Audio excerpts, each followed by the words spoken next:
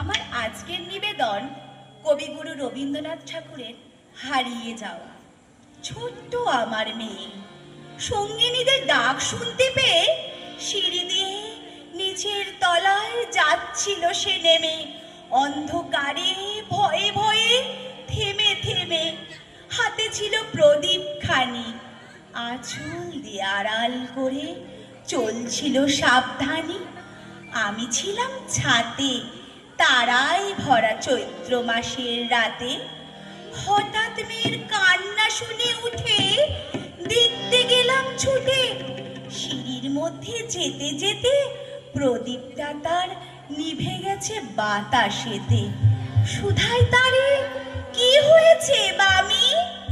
সে কেঁদে কয় নিচের থেকে, হারিয়ে গেছি আমি। তারাই ভরা চৈত্র মাসের রাতে ফিরে গেছি ছাতে। মনে হলো আকাশ পানে চেয়ে আমার বামির মতোই যেন অমনি গিয়ে এক মেয়ে। নিলাম মরের আঁচল খানি ঘিরে, দীপশিখাটি বাঁচিয়ে একা চলছে ধীরে ধীরে। নিত্য যদি আলো যদি হঠাৎ